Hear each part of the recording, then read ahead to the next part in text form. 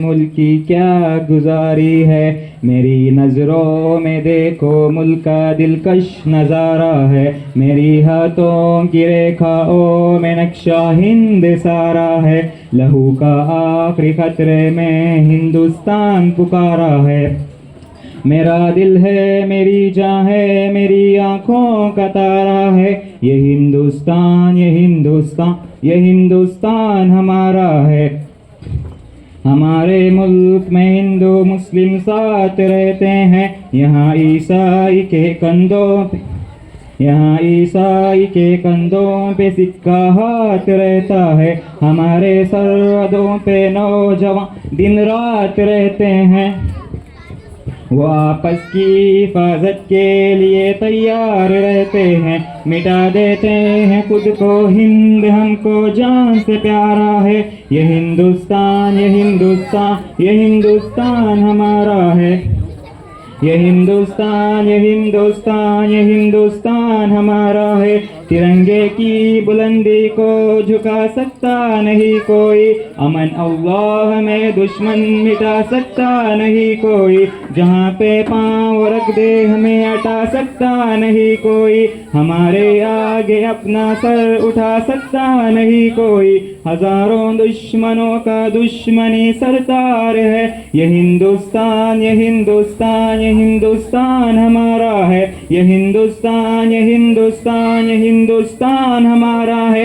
मेरा वादा है कि इस मुल्क से उल्फत रखूंगा मैं। खुद भी जिंदा हूँ, अपने वरी की इज्जत रखूंगा मैं। मिटा दूं दुश्मनी की औकात रखूंगा मैं छोटा हूँ जवानों से बड़ी हिम्मत रखूंगा मैं। लहू का आखिरी कतरा वतन का हो गवारा है। लहू का आखिरी कतरा वतन का हो गवारा है। ये हिंदुस्तान, ये हिंदुस्तान, ये हिंदुस्तान हमारा है। ये हिंदुस्तान, ये हिंदुस्तान, ये हिंदुस्तान हमारा है।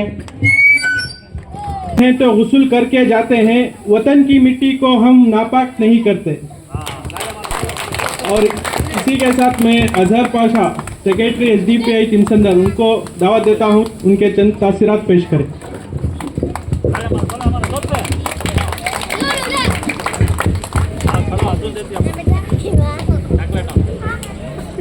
अस्सलाम वालेकुम मेरे प्यारे बच्चे और मेरे नौजवान साथियों और बुजुर्गों, दोस्तों और मेरे पर्दानशीन बहनों,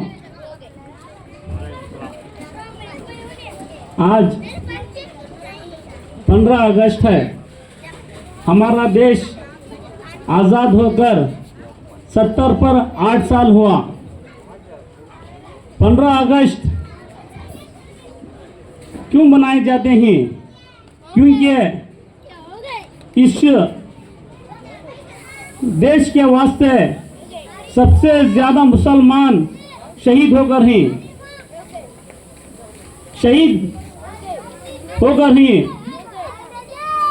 और दिल्ली के अंदर इंडिया गेट के ऊपर 90 को 5300 शहीदों का दर्जा आता है। 60 पर 1390 पर 5 मुसलमान शहीद होकर हैं। और इस देश, ये हमारा जो आज़ादी करने के लिए सबसे ज्यादा इसमें दर्जा है, सबसे ज्यादा मुसलमानों का। आज इस मुसलमान दर्जे के वास्ते थोड़े से पुरखावत तहादों ने मुसलमानों को खत्म करना चाह रही। और मेरा बोलने का मकसद हिंदुस्तान आजाद होकर हम इस आजादी में नहीं खा रहे, आजादी में नहीं पी रहे, आजादी से नहीं पहन सकते। वो क्या है? आज हमारा अजान का मसला है, हिजाब का मसला है, बकरी का गोश्त खाने का मसला है। हर चीज को हमको पाबंदी लगानी, वो भी मुसलमानों को। क्योंकि मुसलमान ये देश का सबसे ज्यादा शहीद होकर इस देश को कुर्बानी दे पाई, उस वजह से फिर भी हमारे ऊपर पाबंदी। और मेरा बोलने का मकसद, हिंदुस्तान आजाद करने के वास्ते सबसे ज्यादा उलमा कराम इस देश को कुर्बान कर गए हैं। और मेरा मकसद आप लोगों तो जानते हैं, हजरत टीपू सुल्तान रहमतुल्लाह ने सबसे पहले फ्रीडम फाइटर थे इस हिंदुस्तान के। हजरत टीपू सुल्तान के बारे में बोलेंगे तो बहुत कुछ है। हजरत टीपू सुल्तान रहमतुल्लाह ने ये देश के वास्ते अपने बच्चों को गिरवी रखे, क्योंकि जो तीसरे वार में जब भूसे नुकसान होगा, अंग्रेजों ने एक माहिदा रखा, वो उस माहिदे की वजह से अपने बच्चों को हजरत टीपू सुल्तान रहमतुल्लाह ने अपने बच्चों को गिरवी रखे ये देश के वास्ते। और इस देश को इम्प्रूव करने के वास्ते अपने लोगों तो जानती जो KRS डैम है, ईश्वर का प्लान था। अगर जो KRS डैम है मंड्या के वास्ते, मंदूर, चन्नपटना, हर चीज के वास्ते जो पानी की जरूरत है, आज पूरा कावेरी पानी इनका पूरा इसके अंदर बेंगलुरु के अंदर तक पूरा पानी पी रही, वो हजरत टीपू सुल्तान की बुनियाद थी। हजरत टीपू सुल्तान ने ये देश के वास्ते सबसे फर्स्ट रॉकेट बनाने वाले कौन थे? तो हमारे हजरत टीपू सुल्तान थे।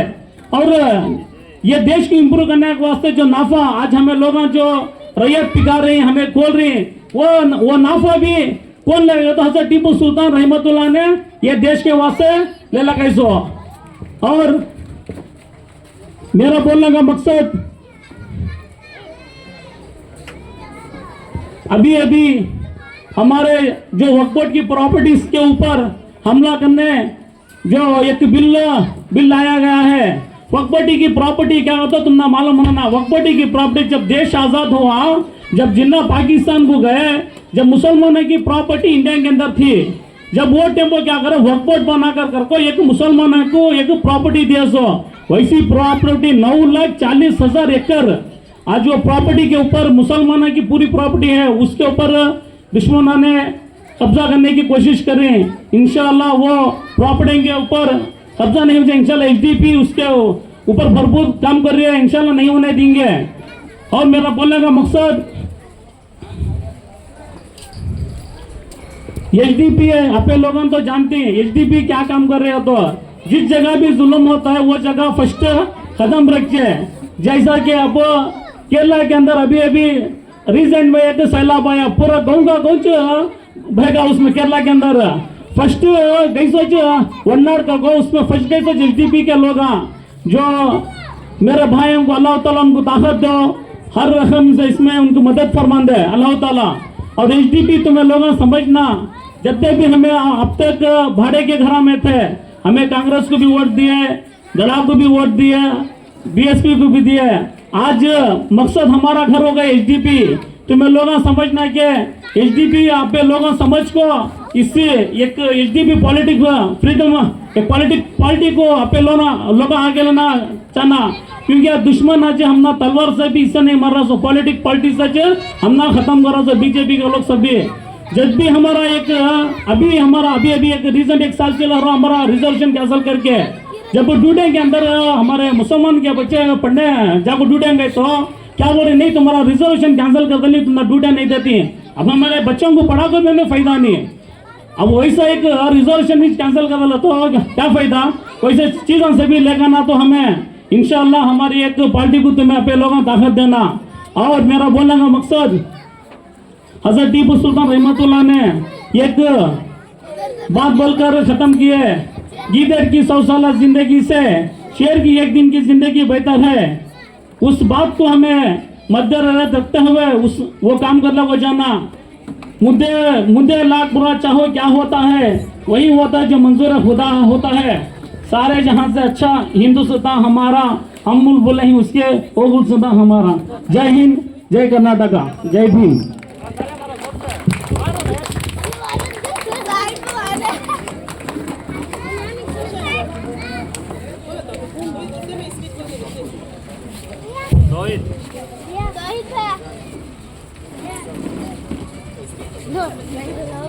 बच्चे के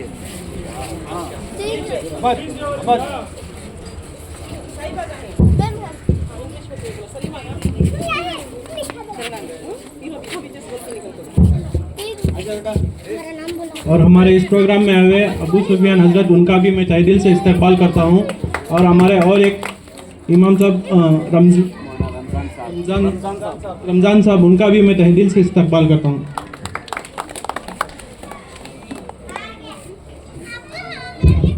सलीमा खानम उनका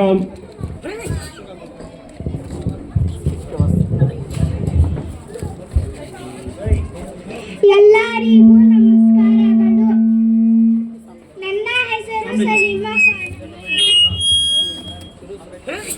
ಎಲ್ಲರಿಗೂ ನಮಸ್ಕಾರಗಳು. ನನ್ನ ಹೆಸರು ಸಲೀಮಾ ಖಾನಂ. ಇಂದು ಆಗಸ್ಟ್ 15 ಎಲ್ಲರಿಗೂ ಸ್ವಾತಂತ್ರ್ಯ ದಿನಾಚರಣೆಯ ಶುಭಾಶಯಗಳು. ಸ್ವಾತಂತ್ರ್ಯ ದಿನಾಚರಣೆಯ ರಾಷ್ಟ್ರೀಯ ಹಬ್ಬವಾಗಿದೆ.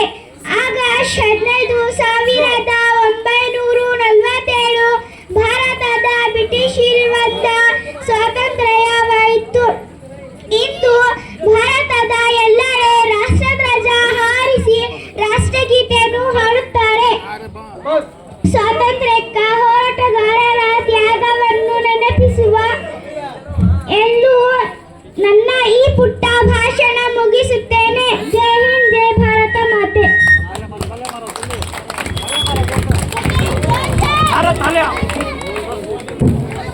और हमारे इस प्रोग्राम में अभी आए हुए हमारे मुजाहिद भाई रैतर संघ, उनका भी मैं तहे दिल से इस्तकबाल करता हूँ।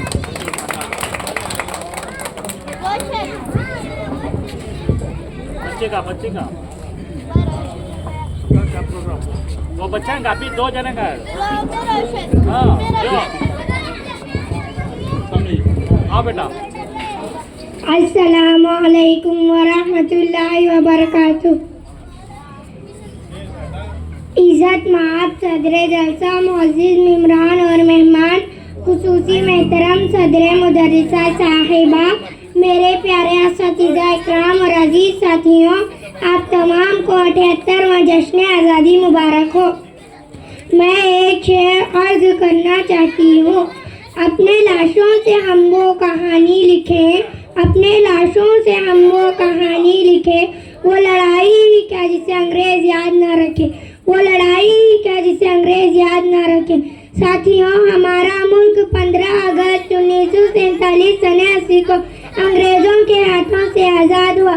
हमारे मुल्क के वतन परस्तों, कौमी रहनुमाओं जैसे हजरत टीपू सुल्तान शहीद रहमतुल्लाह अलैह, मौलाना अबुल कलाम आज़ाद, देश मंगल पांडे, चाचा नेहरू वगैरह अनगिनत कौमी रहनुमाओं की कोशिशों और काविशों से हमें ये दिन नसीब हुआ। ये दिन हमारे लिए ईद से कम नहीं है। ये त्यौहार हमारे मुल्क की अलीम कौमी त्यौहार है, जिसे मुल्क के चप्पे चप्पे में जोश व खरोश के साथ मनाते हैं। देश हुआ आज़ाद, हमारा घर घर दीप जलाएंगे। देश हुआ आज़ाद, हमारा घर घर दीप जलाएंगे। मिलकर जश्न मनाएंगे, गीत खुशी की गाएंगे। मिलकर जश्न मनाएंगे, गीत खुशी की गाएंगे। बस इतना कहते हुए मैं अपनी जगह लेती हूँ। शुक्रिया। जय हिंद, जय कर्नाटक। रोशन, इनका मैं शुक्रिया अदा करता हूँ। Good morning to everyone. I wish you a happy Independence Day to all of you. Today we are gathered here to celebrate the Independence Day. It is a national festival of India. We celebrate the August 15 every year on this day. In 1947, India became free from British rule. The Prime Minister of India hosts the national flag at Red Fort, Delhi. We remember our freedom fighters on this day. Various cultural programs are also organized in school. All Indians, thank you. Jai Hind, Jai Bharata Mate.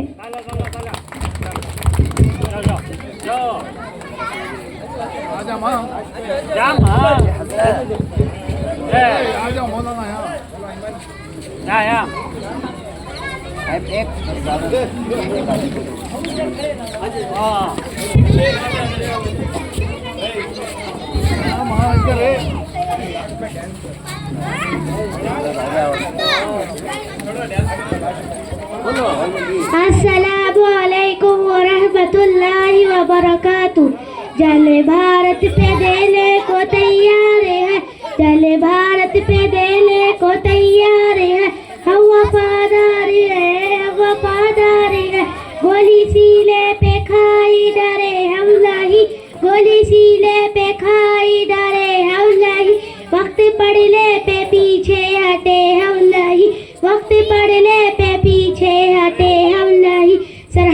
पर खड़े तेरे अंसार है, हम वफादार है, हम वफादार है, जल भारत पे देने को तैयार है, हम वफादार है, हम वफादार है, रोकने से ना दुश्मन के रुक पाएंगे, रोकने से ना दुश्मन के रुक पाएंगे, अपनी धरती की अज़मत पे मर जाएंगे, अपनी धरती की अज़मत पे मर जाएंगे। ऐ वतन तेरी उल्फत ले सरशार है, ऐ वतन तेरी उल्फत ले सरशार है, हम वफादार है, हम वफादार है, जल भारत पे देने को तैयार है, हम वफादार है, हम वफादार है। अस्सलामु अलैकुम वरहमतुल्लाहि वबरकातुहू।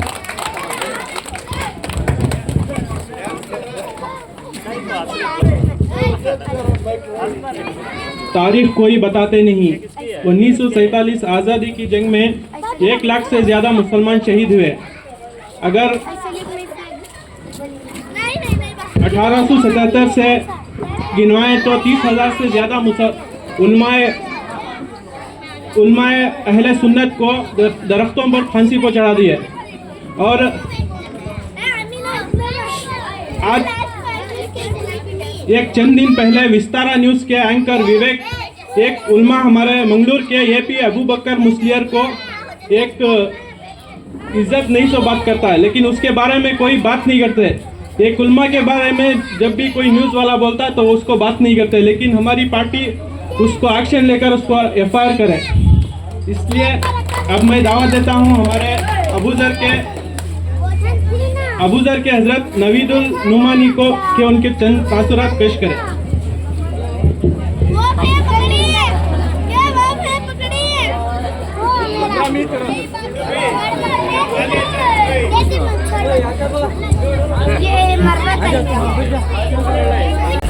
बिस्मिल्लाहिर्रहमानिर्रहीम, अल्हम्दुलिल्लाहि रब्बिल आलमीन, वस्सलातु वस्सलामु अला सय्यिदिल अंबिया'i वल मुरसलीन व अला आलिहि व सहबिहि अजमईन, अम्मा बाद। अऊज़ु बिल्लाहि मिनश शैतानिर रजीम, बिस्मिल्लाहिर्रहमानिर्रहीम, वला तहिनु वला तहज़नु व अंतुमुल अअलौना इन कुंतुम मुमिनीन। वक़ाल तआला या अय्युहल्लज़ीना आमनू इत्तक़ुल्लाहा हक़्क़ तुक़ातिह वला तमूतुन्ना इल्ला व अंतुम मुस्लिमून। सदक़ल्लाहुल अलीयुल अज़ीम। स्टेज पर बैठे हुए मुअज़्ज़ज़ काबिल एहतराम हज़रात उलमाए किराम, मस्जिद के जिम्मेदारान और इस प्रोग्राम को ऑर्गेनाइज करने वाले SDPI के नौजवान, ख़ास तौर से जनरल सेक्रेटरी अजहर पाशा साहब और इसके तमाम मेंबरान, और हमारी दाईं तरफ बैठी हुई हमारी इज़्ज़तदार माओ और बहनों, और सामने हमारे मुअज़्ज़ज़ सामिईन किराम, इस चिलचिलाती धूप में यहाँ हम सब का जमा होना इस बात का सबूत है कि हम इस मुल्क के पक्के वफादार हैं और इस मुल्क से हमें मोहब्बत है। वरना इतनी गर्मी और इतनी धूप में कौन बैठना पसंद करता है। धूप को बर्दाश्त करते हुए, गर्मी को बर्दाश्त करते हुए सिर्फ मुल्क की मोहब्बत में और उन मुजाहिदीन आज़ादी को याद करने के लिए, उनकी कुर्बानियों का जिक्र करने के लिए हम लोग यहाँ जमा हैं। एक लंबी दास्तां है, हमें अपने बुजुर्गों की तारीख याद रखनी चाहिए कि जब इस मुल्क के अंदर अंग्रेज 16वीं सदी में जब आया और उन्होंने तिजारत का बहाना लेकर इस मुल्क के अंदर आए वो, लेकिन उनकी नीयतें सही नहीं थी। उन्होंने धीरे धीरे अपना पंजा जमाना शुरू किया और जब इस मुल्क के उस वक्त के बाशऊर लोगों जब उनकी नीयतों को परखा और समझ गया कि इस मुल्क के अंदर अंग्रेज तिजारत करने की गरज से नहीं आया है, बल्कि इस मुल्क के अंदर कब्जा करना चाहता है, इस मुल्क की हुकूमत पर वो काबिज होना चाहता है। चुनांचे उस वक्त सबसे पहले 1757 में सिराजुद्दौला की फौज खलासी के मैदान में अंग्रेजों की फौज से मुकाबला किया। आपको हैरत होगी, यहाँ ये बात भी मैं बताता चलूं कि हमारे इस्लाम को, हमारे असल ढांचे को असल हमारे लोगों ने नुकसान पहुंचाया है। उस वक्त सिराजुद्दौला की फौज किताबों में लिखा है कि 1.25 लाख थी और सिर्फ अंग्रेज की फौज 15,000 थी। कहां 1.25 लाख 15,000 कोई मुकाबिल नहीं है। लेकिन आपको ताज्जुब होगा कि अंग्रेजों ने समझ लिया था हम मुकाबला तो नहीं कर सकते, लेकिन उनके जो दरबारी थे उनको अपने पैसों के बलबूते पर खरीदना शुरू किया। चुनांचे उनके खुद कुछ वजीर आजम, जिसमें मीर जाफर का नाम आता है, जो बंगाल के अंदर था, उनको खरीदा, पैसों से उनको, लालच से उनको खरीदा। उन्होंने बगावत की और अंग्रेजों की चापलूसी करनी शुरू कर दी। तो इनकी अपनों की गद्दारी की वजह से सन 1757 में खलासी के मैदान में वहां शिकस्त होनी पड़ी और सिराजुद्दौला की वहां शहादत हुई। इसके बाद यहां से 120 किलोमीटर दूर मैसूर के अंदर शेर मैसूर हजरत टीपू सुल्तान शहीद रहमतुल्लाह अलैह के वालिद मोहतरम हजरत हैदर अली की फौज उनसे मुकाबला की। ये 1700 कोई नहीं जानता इस तारीख को, ना कोई बयान करता। स्कूलों के अंदर चूंकि गवर्नमेंट ने इस तारीख को खत्म कर दिया है, कहीं भी आपको नामो निशान नहीं मिलेगा। 1782 में मैसूर में जंग हुई थी। उसके बाद जब यहाँ भी अल्हम्दुलिल्लाह लड़ते रहे और कई स्टेट से उन्हें बेदखल भी किया अंग्रेजों को। और जब इनके वालिद मोहतरम की जब शहादत हुई और 1751 में जब शेर मैसूर टीपू सुल्तान शहीद रहमतुल्लाह अलैह ने बागडोर संभाली और मुकाबला किया, फिर यहाँ भी वही हुआ जो हमारे मुसलमानों में एक ये कमजोरी पाई जा रही है कि यहाँ भी अपनों ने गद्दारी की। जो मीर सादिक था, इन्होंने गद्दारी की और ये अंग्रेजों से मिल गए, उनके टुकड़ों पर पलते थे। और चंद और लोग हैं जिनके बड़ी किताबों में उनका नाम भी जिक्र आता है कि इन लोगों ने धोखा दिया, किले का दरवाजा अंदर से बंद कर दिया, जिनमें उनको निकलने की जगह नहीं मिली। लेकिन शेर मैसूर टीपू सुल्तान से भी ये पेशकश की गई थी कि तुम सरेंडर कर दो, तुम्हारी हुकूमत भी बाकी रहेगी लेकिन हुक्म हमारा चलेगा। तो उन्होंने इस वक्त एक जुमला कहा था, नहीं, उन्हीं का ये मशहूर जुमला है। इन्हें साफ इनकार कर दिया कि तुम जाओ अपने झूठे माबूदों को कह दो कि हम पक्के सच्चे मुसलमान हैं, हम अंग्रेजों की गुलामी को हराम समझते हैं, अपनी जान की कुर्बानी इस देश के लिए पेश कर देंगे लेकिन अंग्रेजों के सामने घुटने नहीं टेकेंगे। यह हमारे बुजुर्गों की कुर्बानी है। लेकिन इनको तारीख के औराक से हटा दिया गया है। कहीं भी 1799 का जिक्र नहीं आता। हमने और अक्सर लोगों के जहनों में सिर्फ 1857 रटी हुई है।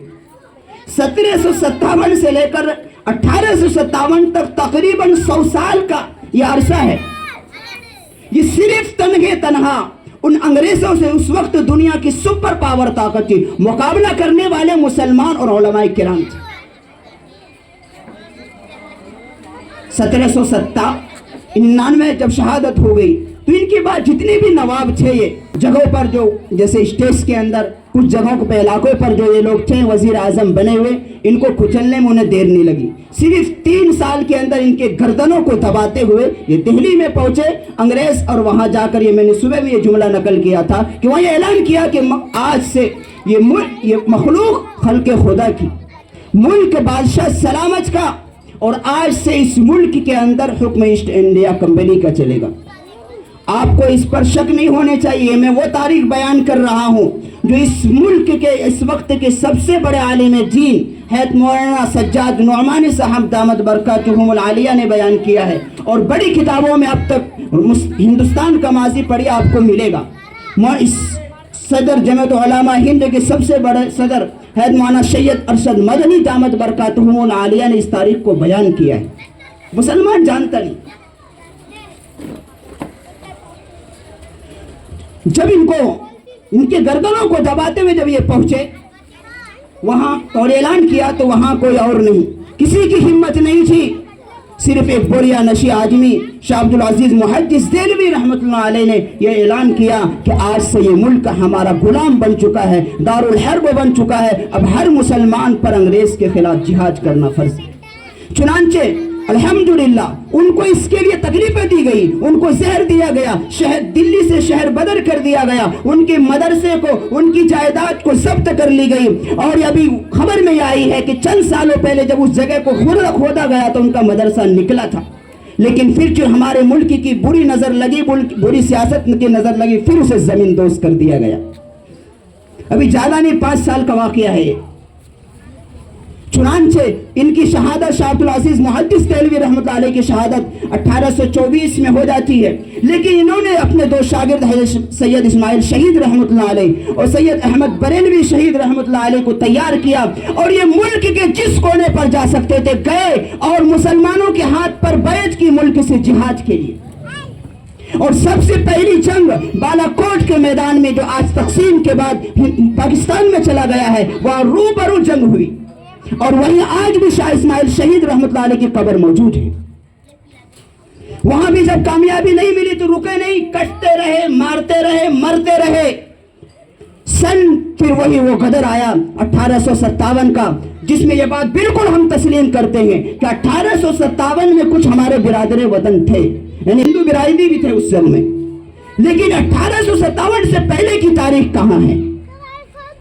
हम गैरों से नहीं, हम मुसलमानों की तारीख याद रखने से 1857 में यकीनन गैर कौम थे हमारे साथ, बिरादराने वतन थे। क्योंकि हमारे बुजुर्गों ने यह देखा कि तने तना हम लड़ने से मुल्क आजाद नहीं होगा, तो उनको समझाया और उनको लिया। जब वो ड्रामा करते थे तो हमारे अकाबिरीन उसे आंख दिखाते थे, वो सुधरते थे। उस वक्त ताकत थी हमारी। तो अल्हम्दुलिल्लाह दोनों की जद्दोजहद और बड़ी लंबी तारीख है। मुझे 10 मिनट का वक्त दिया गया है, वो खत्म हो गया तकरीबन, इसलिए मैं जाता नहीं ज्यादा तफसील में। तो 1857 में जब गदर पेश आया, उसके बाद जो उनके दिलों के अंदर जो दुश्मनी पैदा हुई मुसलमानों के खिलाफ, अंग्रेजों ने हम नशीनों से मशवरा किया कि हम इस मुल्क पर कैसे काबिज होंगे। तो उनके मुशीर ने मशवरा दिया कि तुम उस वक्त तक काबिज नहीं हो सकते इस मुल्क पर जब तक इस मुल्क से उलमा को तुम खत्म न करो। मशवरा दिया अंग्रेजों को। तो चुनांचे उन्होंने फरमान जारी कर दिया कि जिस उसकी अलामत ये बताई गई कि जिसके सर पर टोपी होगी, जिसके चेहरे पर दाढ़ी होगी, जो शूट कर दो। चुनांचे 1857 के बाद वो गदर किया गया, वो जुल्म किया गया। ये मुजफ्फरनगर सहारनपुर का इलाका ये उलमा का गढ़ माना जाता है। वहां रिवायत बयान करने वाले कहते हैं, खुद मौलाना असद मदनी रहमतुल्लाह अलैह ने इस बात को नकल किया। वो कहते हैं कि वो जुल्म ढाया था कि जब किसी की जनाजे की नमाज पढ़ाने के लिए अगर किसी मौलवी को, किसी आलिम को ढूंढना पड़ता तो नहीं मिलता था। एक गांव से लोग जनाजा उठाकर दूसरे को जाते थे, शायद वहां कोई मौलवी होगा, वहां नहीं मिलता तो तीसरे जाते थे। गांव दर बदर भटकते थे, लेकिन कोई मिलता नहीं था। वो जुल्म ढाया था। ये कुर्बानी है हमारे बुजुर्गों की इस मुल्क की आजादी करने के लिए, हम भूल गए। लेकिन अफसोस के बात ये कही जा रही है कि आज जिनके पूर्वजों ने, जिनके अकाबिर और असलाफ ने इस मुल्क को अंग्रेज साम्राज्य की ताकत से आजाद कराने के लिए अपने सीने पे गोलियां खाई है और अब फांसी के फंदों को चूमा है, जेल की सहूलतें मुशक्कतें बर्दाश्त की है, आज उन्हीं की औलाद को देशद्रोही कहा जाता है। अफसोस की बात यह है कि आज उनको उन मजहबी इदारों पर टारगेट किया जा रहा है, उनकी टोपी दाढ़ी को मशकूक किया जा रहा है और यह बताया जा रहा है कि इस मुल्क के तुम असल निवासी नहीं हो। उन जालिमों से ये बात मालूम होनी चाहिए। हमारी तारीख पढ़ो, आज जो लोग इख्तिदार की हुकूमत पर काबिज है उनका तो इस मुल्क के अंदर जंग आजादी में रत्ती बराबर भी हिस्सा नहीं है। वो हमसे सर्टिफिकेट मांगते हैं, तुम इस मुल्क की सर्टिफिकेट दो कि तुम इस हिंदुस्तानी हो। हम उन्हें कहना चाहते हैं, हमारी अगर सर्टिफिकेट मांगते हो तो जाओ लाल किला पर, जहां तुम आज शान के साथ तिरंगा लहराते हो, उन चिलचिलाती इमारत से पूछो कि किसकी पूर्वजों की अमानत है। आज तुम वहां से झूठी बकवास करते हो, कहते हो कि हमने ये मुल्क के लिए कर दिया। तुमने जब से मुल्क के अंदर काबिज हो इस मुल्क का बेड़ा गर्क कर दिया है। आज नौजवान बेरोजगार हैं, आज नौकरियां नहीं हैं, महंगाई चरम पर है और झूठे बकवास करके, वो भी लाल किला जैसी पवित्र इमारत से ये बात बकवास झूठों को आवाम को बेवकूफ बनाया जाता है। हमारी सर्टिफिकेट पूछते हो, लाल किला और यहां से लेकर ताजमहल की इमारतों से पूछो ये किसकी अमानत है। तुम्हारी तो उस वक्त वजूद नहीं था, हमारे पूर्वज थे, वो हमारे बुजुर्गों और असलाफ की औलाद थी जिन्होंने ताजमहल दिया है। वो कोई नहीं मुसलमान थे बनाने वाले। लाल किला किसकी है, जामा मस्जिद किसकी है? आज इनको मशकूक के जहां से तुम्हें करोड़ों रुपए की आमदनी होती है सरकार को, आज इन्हीं की औलाद को मावलिंची किसी गैर के नहीं होती, हमारी मुसलमानों की हुआ जा रहा है, हमारी माओ बहनों की बुरखों को उतारा जा रहा है और इन्हें कॉलेजेस के अंदर बुरखों के साथ तालीम देने की पाबंदी लगाई जा रही है। क्या इसीलिए हमारे बुजुर्गों ने इस मुल्क को आजाद कराने के लिए कुर्बानियां दी थी? क्या इसीलिए उन्होंने गोली सीने पर गोली खाई थी? क्या इसीलिए उन्होंने फांसी के फंदों को चूमा था? क्या आज उनके बाद, उनके जाने के बाद उनकी औलाद को सताया जाए? ये सब इस मुल्क का इंतहाई अफसोस और बिल्कुल तारीख की सियाह औराक है कि जिनके पूर्वजों ने अपने लिए अपनी जान को जान नहीं समझा, अपने माल को माल नहीं समझा, अपनी इज्जत को इज्जत नहीं समझा, सब कुछ इस मुल्क को आजाद कराने के लिए कुर्बान कर दिया। आज उन्हीं को टारगेट किया जा रहा है। अफसोस है इस बात पर, और अफसोस है ऐसी हुकूमत पर, और अफसोस है ऐसी सोच रखने वालों पर, और अफसोस है इस जुल्म के खिलाफ ना बोलने वालों पर भी कि हम अपनी आंखों से वो सेकुलर पार्टी जो अपने आप को सेकुलर कहते हैं लेकिन इस जुल्म के खिलाफ आवाज नहीं उठाते, वो काबिल मुबारकबाद हैं जो जुल्म के खिलाफ बोलते भी हैं, जुल्म के खिलाफ जद्दोजहद भी करते हैं। याद रखो, हमारा इस्लाम सिर्फ नमाज रोजे की तालीम नहीं देता, सिर्फ ज़कात हज की तालीम नहीं देता। जहाँ इस्लाम नमाज की पाबंदी की तालीम देता है, जहाँ रोजे की रखने की तालीम देता है, जहाँ अच्छे अखलाक की तालीम देता है, वही इस्लाम ये भी बात देता है कि जुल्म के खिलाफ, जुल्म को रोकने की भी दावत देता है। कुरान करीम शाहिद, या अय्युहल्लज़ीना आमनू कुनू कव्वामीन लिल्लाहि शुहदाअ बिल क़िस्त, इंसाफ को कायम करने के लिए खड़े हो जाओ। इंसाफ का निजाम कायम करना यह भी इस्लाम की तालीम है, जुल्म को रोकना यह भी फर्ज है। तो हमारी जिम्मेदारी है कि अपने दिलों के अंदर यह हौसला रखा है, हमें बुज़दिल नहीं हो सकते, मुसलमान बुज़दिल नहीं होता। जैसे हमारे पूर्वज, हमारे बुजुर्ग उन जालिमों के सामने घुटने नहीं टेके, इंशाअल्लाह हम भी जब तक इस दिल की धड़कनें चलती रहेंगी इन जालिमों के सामने घुटने नहीं टेकेंगे, इनसे मुकाबला करेंगे और हम आने वाली नस्लों को बताएंगे कि तुम अपने पूर्वजों के, अपने बुजुर्गों के असलाफ की तारीख को याद रखो और उन्हीं के नक्शे कदम पर चलो। और इस मुल्क के इन आरएसएस ज़हनियत रखने वाले और इस मुल्क के जो फिरका परस्त ताकत है, इनको इख्तिदार से बेदखल करने के लिए, इस मुल्क की दस्तूर की हिफाजत के लिए, इस मुल्क के आईन की हिफाजत के लिए, इस मुल्क की रवादारी की हिफाजत के लिए, इस मुल्क की गंगा जमनी तहजीब की हिफाजत के लिए अगर अपनी जान की कुर्बानी पेश करनी होगी तो पेश करेंगे इंशाअल्लाह। ये मुल्क यकीनन फिर गुलाम बन चुका है। मेरे नौजवान दोस्तों, याद रखो, ये हम उन जालिम हुकूमतों से भी कहना चाहते हैं, तुम ये चाहते हो कि हम इस मुल्क में हमेशा कायम रहेंगे, तुम बांग्लादेश अपने पड़ोसी मुल्क से सबक हासिल कर लो कि उन्होंने सिर्फ चंद नौजवानों के इनकलाब ने उस मुल्क के अंदर जुल्म का सफाया किया है और इस मुल्क की तारीख दोहराई जा सकती है और हमारे नौजवानों के अंदर ये फिर हिम्मत और हौसला पैदा हो सकता है। उन जालिमों को, उन मुतकब्बिरों को ये समझना चाहिए कि हमारे हिंदुस्तान के नौजवान ऐसे नहीं हैं, तीनों के अंदर वो हिम्मत और हौसला पैदा हो सकती है। जैसे बांग्लादेश के अंदर उनके 15 साल मजबूत हुकूमत का तख्ता पलट किया, सिर्फ चंद नौजवानों की मेहनत, उनकी फलवले और उनकी मेहनत की वजह से फिर इस मुल्क के अंदर ये तारीख दोहराई जा सकती है। अगर ये जुल्म के रास्ते पर चला, हमारी टोपी दाढ़ी पर हमले करते रहे, हमारे औकाफ की जमीन से अगर दखल अंदाजी करेंगे तो ये मुल्क फिर एक बार नौजवान खड़ा होगा और इस बात पर मजबूर करेगा कि सरकार इस्तीफा दे और अपना बोरिया बिस्तर उठाकर अपना काम करे। जैसे कहा था कि हम एक चौकीदार है, उठाएंगे और लेकर चले जाएंगे। कहाँ जाओगे? जब तक हिसाब नहीं दोगे उस वक्त तक अब जाना नहीं पड़ेगा। अब शुरू हो चुका है। अल्लाह की लाठी वो हमारी तरफ घुमा रहे थे, इंशाअल्लाह अल्लाह की लाठी जल्द उनकी तरफ घूमेगी। हमें हिम्मत के साथ, हौसले के साथ काम करना है और हमें इसी के साथ साथ हम मजलूम को, उन फलस्तीन मजलूम को हम याद करना नहीं बोले। मैं हर मौके पर, इस मौके पर, कि हमारे लिए वो फलस्तीन के मुजाहिदीन, वो हमास के मुजाहिदीन आइडियल है नमूना है। हम नौजवान दोस्तों से, साथियों से कहते हैं कि उनका हिम्मत और हौसला, उनका इक्तिदा करो। खुदा की कसम वो जबरदस्त इस वक्त मुसलमान के सबसे बेहतरीन लीडर भी है और बेहतरीन मुसलमान है। वो इतनी बड़ी दुनिया की इस वक्त जो सुपर पावर ताकत कहती है उनसे टकरा रही है। वो लोग निहत्ते हैं, क्या भी नहीं उनके पास, लेकिन सिर्फ उस जात के भरोसे पर वो लड़ रहे हैं। और इंशाअल्लाह अल्लाह की जात से उम्मीद है कि इसराइल का खात्मा यकीनी है और फलस्तीन इंशाअल्लाह वहाँ के हमास और मुजाहिदीन की फतह होगी। ज्यादा वक्त अब नहीं है, इसराइल का खात्मा होना है, लेकिन हम अपनी दुआओं में उन मुजाहिदीन को याद रखें, अपने मुल्क को याद रखें। एक बार मैं बात खत्म कर देता हूं। आखिर में मैं तमाम हमारे SDPI के नौजवान और तमाम से का शुक्रगुजार हूं। अल्हम्दुलिल्लाह आपने बोलने का मौका दिया। और तमाम हमारी माओ बहनों, ऐसा नहीं है कि माओ बहनें की कुर्बानी, हमेशा चूंकि हमारी जो औरतें होती हैं उनकी कुर्बानियां पर्दे के पीछे रहती है। अब उन पर जाए तो उनके लिए अलग टाइम खत्म हो गया हमारा। तो हमेशा ऐसा नहीं, हर इसे टीपू सुल्तान जैसे मर्द मुजाहिद पैदा करने वाला कौन था? वो माए थी।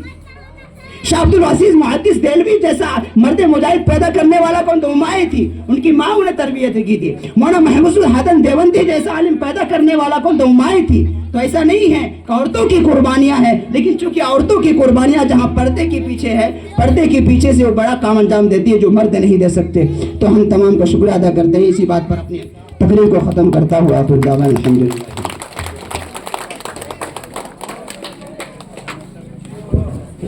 मैं मौलाना का तहे दिल से शुक्रिया अदा करता हूँ। वो चाहते हैं हिंदुस्तान छोड़ दे हम, वो चाहते हैं कि हिंदुस्तान छोड़ दे हम, बताओ भूत के डर से मकान छोड़ दे हम। ये भूत कौन भी कतो ईश्वरप्पा, प्रमोद मुतालिक जैसे नाला खां, पुनीत केरहल्ली, यत्नाल जरा जने बोलती तुम्हें कॉम्प्रोमाइज कर लियो, कहीं को उनके बारे में तब बोलती कॉम्प्रोमाइज कर ले को चलो बोले को, लेकिन हमें बोलती जब तक मुसलमानों के बारे में ये नाला खां बोलेंगे जब तक भी हमें भी उनके खिलाफ बोलेंगे इंशाअल्लाह। और मैं दावत देता हूँ हमारे तौहीद पाशा जिम्मेदार SDPI तिमसंदर के उनके तासीरात पेश करें। अस्सलाम वालेकुम। बेशक 70 को 8 साल हुआ हम देश आज़ाद होकर, मगर किस चीज़ की आज़ादी मिलेगा? तो हम ना हिजाब के ऊपर पाबंदी, इस चीज़ की आज़ादी मिली। एक लड़की का, अकेले लड़की जो कॉलेज के अंदर हिजाब डालने को देते हैं, वो एक लड़की के वास्ते हजारों की तादाद में आकर नारे पुकार कर, जय श्री राम के नारे पुकार कर उसे टारगेट कर कर उसे मारने की आज़ादी हमें बेशक मिली। और बैलू खान जो बैल का गोश्त पकाकर घर के अंदर खाने की वजह से उनको मारा गया, पीटा गया, इस चीज़ की हमें आज़ादी बेशक मिली। हमें जश्न मना रही कि हमें आज़ादी मिले, मगर किस चीज़ की मिले? बाबरी मस्जिद तोड़ने की आज़ादी हमें मिले, रेलों के अंदर 20 मुसलमान जाने के वजह उनको मारा पीटा गया, इस चीज़ की आज़ादी हमें मिल को है। छोटी छोटी बात पर मंडिया के जो या इदरीस पाशा को मारा गया, क्या कसूर था उनका? उनका कसूर सिर्फ ये था कि जानवरों को वो दूसरी जगह पहुंचा रहे थे। ये कमीना, कुत्ता, सुअर रकम का इंसान पुनीत केरहल्ली, उसकी नस्लिश नहीं है, उन्हें वो कौन सी नस्ल में पैदा हुआ खुद उसे मालूम नहीं। ऐसा बदनीयत, ये कुत्ता एक ऐसे आदमी को, एक मोमिन मुसलमान, मोमिन का दर्जा क्या है, ऐसे मुसलमान को मारा। हमें इस चीज़ की आज़ादी मिली, बेशक मिली हमने आज़ादी। 70 को 8 साल से हमें आज़ादी का जश्न मना रही। क्या चीज़ की बना रही है? वो मारा खाने की, बैल का गोश्त खाने की वजह से मारने की आज़ादी, हिजाब के बारे में आज़ादी, टोपी पहनने के वास्ते आज़ादी, दाढ़ी रखने के वास्ते आज़ादी, छोटी छोटी बात पर इस चीज़ की आज़ादी हमें मिले। बेशक हमें इस आज़ादी को जश्न बना रही। एक मुस्कान मंडिया के अंदर जो कॉलेज के अंदर हिजाब पहनने को जाती है, हिजाब पहनने के अंदर तो हिजाब के बारे में उनको रोका जाता है, जय श्री राम का नारा पुकारता है। क्या आज हमारी कौम मुस्कान जैसे नहीं बन सकते क्या? वोज कलमाना, नबी पाक सल्लल्लाहु अलैहि वसल्लम वोज कलमाना पढ़ा को गए हम ना, हमें भी वह सहाबा की जोड़ में इतना वो चीज मानना हमारे अंदर है। क्या होगा आज हमारी कौम को? आज हमारी कौम की इन्हों हमें ये मोदी, अमित शाह, इन्हों सभी कौन? फिरौन जैसे बादशाह है क्या इन्हों? हारून नमरून जैसे बादशाह है क्या इन्हों? ऐसे ऐसे कुछ इस्लाम का नहीं बिगाड़ सके तो ये कौन इन्हों? जुजबी इन्हों नहीं बिगाड़ सकते, हमारा कुछ नहीं बिगाड़ सकते। हमें आज भी की गुलामगिरी की जिंदगी जी रही, पहले अंग्रेजों की गुलामगिरी करें, उसके बाद 70 साल कांग्रेस की गुलामी करें, आज क्या करें? बीजेपी की गुलामी में ही है। और हमें क्या बना रही है? तो जश्न मना रही आज़ादी का। आज भी हमारे अंदर आज़ादी हमने मिल को नहीं है, हमें हासिल करने नहीं। सबसे बड़ी बात, आज सुबह इट को हमें घर के अंदर घर चलाना है तो कमाना पड़ता, तो आज़ादी मिलना पड़ता, आज़ादी होना तो लड़ना पड़ता। तो हमारी एक पार्टी का एजेंडा क्या है? भूख से आज़ादी, खौफ से आज़ादी। हमारा एजेंडे में आज़ादी है क्या? हमारा एजेंडे में आज़ादी है। हमें दो मकसद से लड़ना चाह रही। किससे? सबसे नहीं लड़ते हमें जो दलित के खिलाफ बोलता, जो आदिवासी के खिलाफ बोलता, जो इस्लाम के खिलाफ बोलता, हमें उसके साथ लड़ती। चाहे वो नरेंद्र मोदी हो, अमित शाह हो, प्रमोद मुतालिक हो, मोहन भागवत हो, कोई भी हो, हमारी पार्टी जो भूख से आज़ादी, खौफ से आज़ादी का नारा लेको है, हमें हर एक के साथ लड़ती। तो ये हमारी पार्टी के अंदर हम क्या, तो पार्टी एसडीपी, क्या एसडीपी? एसडीपी के अंदर आपको देखेंगे तो मालूम होगा एसडीपी के कारकुनान क्या काम कर रही, क्या वास्ते बोल रही। हम बेदार होगी आज, क्या तो हमारे ऊपर हावी होगी। अरे तुम्हें फिरौन हो तो हमें मूसा है, तुम्हें फिरौन आ रहेंगे, हमें भी मूसा है। मूसा है नहीं क्या हमारे पास? फिर क्यों डर रही है हमें? क्या होगा हमारी कौम को? हर चीज को डर रही, मामूली एक प्रोग्राम को आने डर रही है। हाँ, कौम हमारी इतनी कमजोर हो गई है। मस्जिद, घर से उठ कर मस्जिद को नमाज पढ़ने जाको डर रही है हमें। अज़ान का मसला हुआ, अज़ान की नहीं दे सकते। अज़ान हमें कौन सी चीज़ की आज़ादी मिली है? समझना, आज़ाद देश में हमें हमारी अज़ान की नहीं दे सकते, मगर हमें क्या कर रही ये कमज़ोर, उन्हें खड़े तो खड़े सरकानी, बैठे तो बैठे सरकानी, ऐसे हमको डरिया को क्या कर रही है हमें? अज़ान से पाबंदी, हिजाब से पाबंदी। स्कूलों के अंदर आज क्या कर रही? बुरखे पहन लगाने को, की नहीं पहन लगाना? तुम्हें मिल को है ना आज़ादी, पहले को जो बुरखे की नहीं पहन लग रही? नहीं, पाबंदी। कौन सी पाबंदी? गवर्नमेंट की पाबंदी। इसी चीज़ को बोलते हुए आज हमारी कौम को बेदार होकर उठना है, जागना है। अभी सोते रहे तो ये आज यहाँ तक आई नो, सुबह हमारे घर तक आने देर नहीं है। इसके वजह हमारी कौम को आगे बढ़ना है, आगे बढ़कर आज़ादी की लड़ी अब बहुत फिर शुरू से हमें लड़ना है। इस बात को बोलते हुए मैं हमारे पंचायती कमेटी के सेक्रेटरी एसडीपीआई अजहर पाशा साहब का भी मैं तहे दिल से शुक्रिया अदा करता हूँ, और मैं हमारे अबूज़र मस्जिद के इमाम साहब, उनका भी मैं तहे दिल से शुक्रिया अदा करता हूँ, और हमारे सदर साहब उमर साहब का भी मैं तहे दिल से शुक्रिया अदा करता हूँ, और हमारे गांव के जामिया मस्जिद के इमाम साहब, मैं उनका भी तहे दिल से शुक्रिया अदा करता हूँ, और हमारी दोडी के मस्जिद के इमाम साहब, मैं इनका भी तहे दिल से शुक्रिया अदा करता हूँ।